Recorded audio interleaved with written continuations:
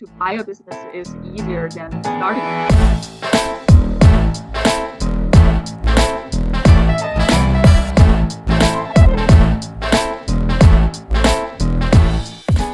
All right, everybody, welcome to episode 2 of the webisode series by Sunbelt called the Sunbelt Insider. This is where we talk about the really nitty and gritty things, the hairballs that come up during business transactions as sellers sell their businesses or buyers find businesses to buy, all the things that come up during different times that I'm talking to our agents, or in this case, the guest that we have today is our broker, Helen Liu. So Helen, before coming to Sunbelt, I worked in many other industries, but I had never heard of business brokerage before. It wasn't until I was interviewed that I found out what this business was all about, and I was totally in love with it. I just love what we do here. But every time I talk about what I do to my friends or family, they have to have me explain what business brokerage is.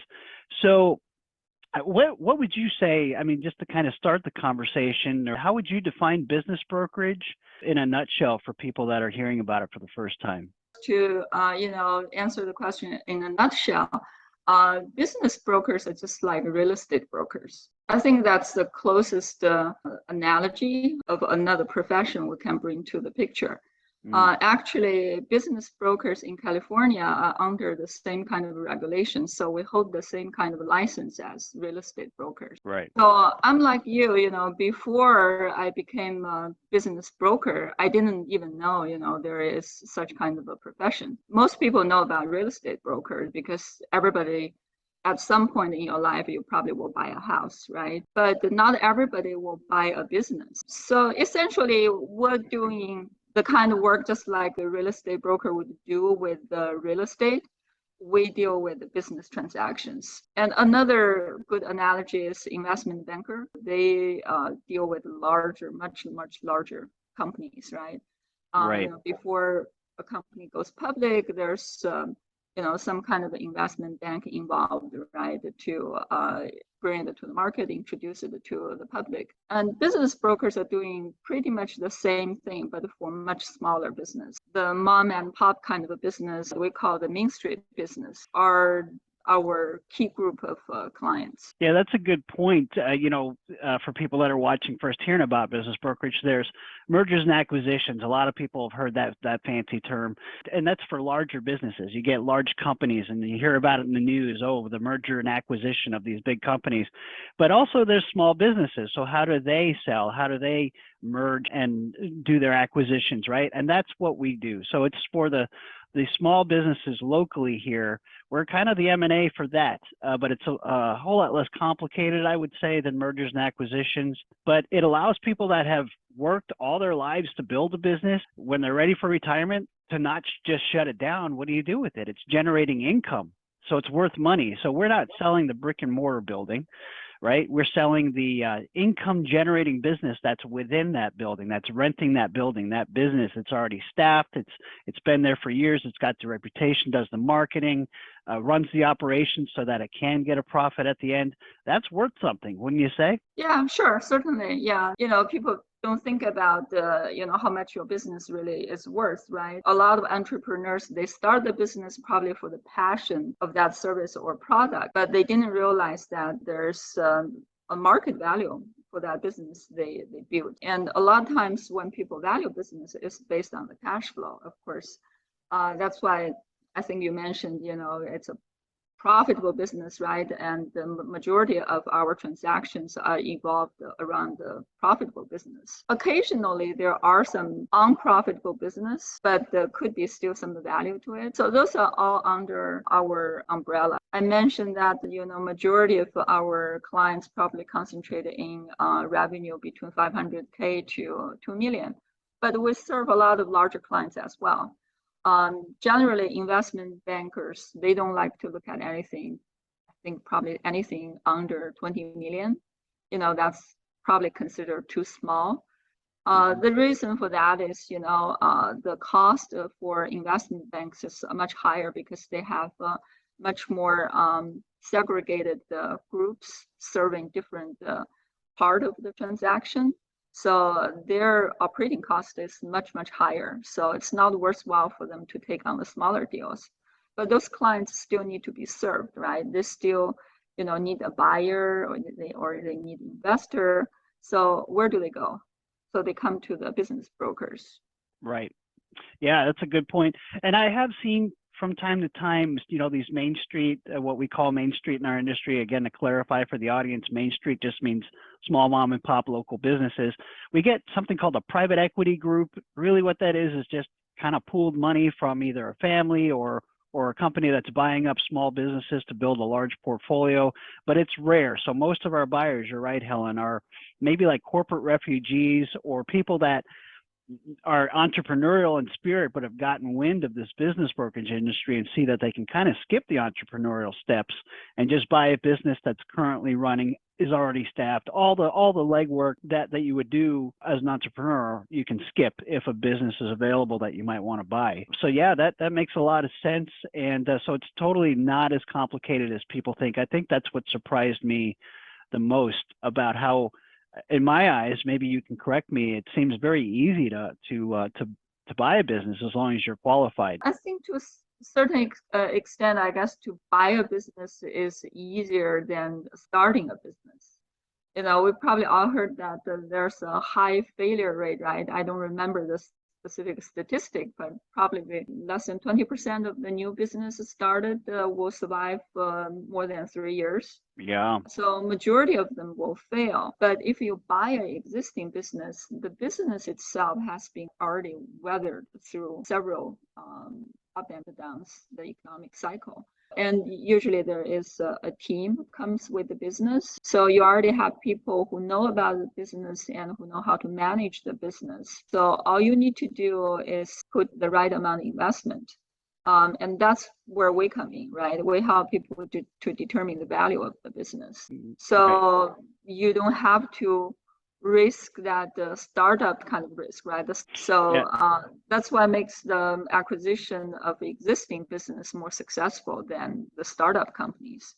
Yeah, and you can start earning money right away once you take over the business, whereas with a startup, usually it's a couple of years maybe before you start seeing profit, right? Yeah, another thing I want to add is that when you start up something, it's hard to get capital. Yes. Because nobody's going to loan the money to you without the operating history, without the financial history. No lender, or very rarely, there will be a lender who give you the money. There could be some venture capital, but those, it's going to be very difficult to qualify for it, right?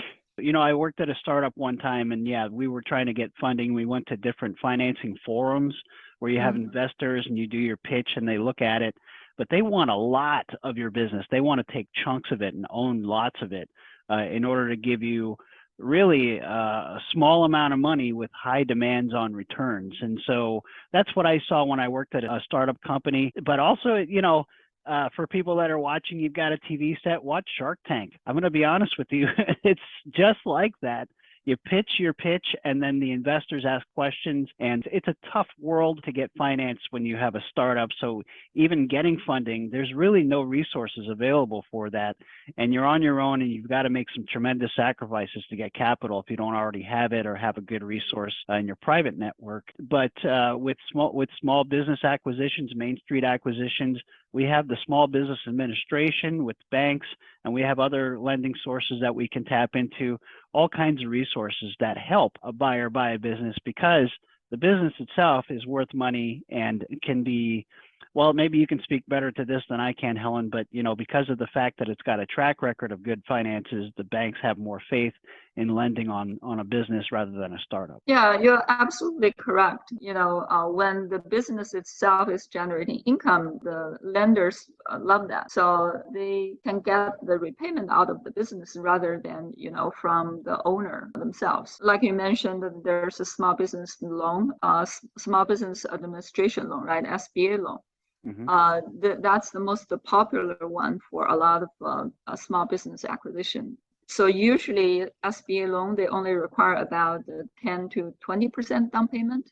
The bank loan also covers a certain amount of working capital. So all you need to do is you put down 10 to 20% down payment, and the business itself will generate the cash flow to repay that loan. So you don't have to keep putting additional capital into it. And you generate probably a good salary for yourself. Yeah, and that's why, at this office, we do have, the most of our buyers that come to us are, what we call corporate refugees or portfolio builders. And so the business that they buy, it really needs to make income that they can live off of. So those are the types of listings we get here at our boutique Silicon Valley brokerage office. All right, Helen. Well, this has been a great conversation. I want to keep these videos short for our audience. Of course, if they have more questions, they can follow along with our video series. These things will continue to get discussed. So thank you so much, folks. If you can tell, Helen is just a phenomenal person to work for. That's why all of our agents are so successful. That's why I love what I do. And you can tell Helen knows what she's talking about, just like all of our other agents.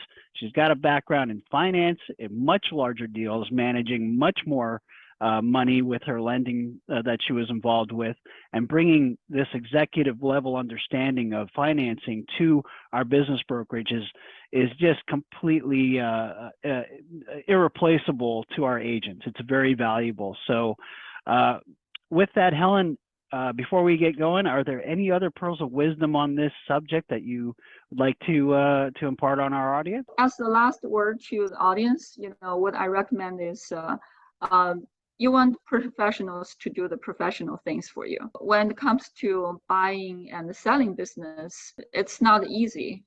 There are a lot of things you have to consider. You have to get the right value. You want to make sure the transaction is done in the right way. There's no outstanding liens lingering on the business, especially for buyers. You don't want to take on some undue liability, right? So you want to make sure it's clean transaction. And also for the seller, you want to make sure your value is maximized. In this world, a lot of times we represent both parties. We represent buyer and seller in one transaction. So we help both parties to make sure they reach that mutual agreement and realize their mutual benefit. Yeah, and it's not to say that it's impossible to sell your business on your own, but it is, like Helen said, extremely hard. It's not just hard on doing the motions, right? It's the emotional, it's the waiting game, it's the buyer that drags you along and or unintentionally most of the time, but it's all that stuff that we deal with. So it's like a bride can schedule her own wedding, manage her own wedding, but is she really going to remember that day? Is she going to be able to focus on that? Is she going to be able to really do it, or would she hire a wedding planner? Is it worth the money to hire a wedding planner so that your wedding can go off without a hitch and you can focus on what you need to focus on, so you can enjoy the benefits of that? So all great points, Helen. And again, I do want to thank you very much for taking the time today to join us. And for those of you watching, stay tuned for the next episode. We'll be coming soon of the Sunbelt Insider webisode series, and we look forward to seeing you there. What'd you think? Did you have more questions? Did we answer a question you might have already had? Was it boring? Was it exciting? Did it make you think? Is it something that's going to stick in your mind? Let us know. And don't forget to like, share, and subscribe in order to get notifications of the next episode. We will be doing about 10 to 15-minute episodes covering nitty-gritty subjects about things that people should really know about before buying a business, or at least be aware of things like this that can happen. We'll see you next time.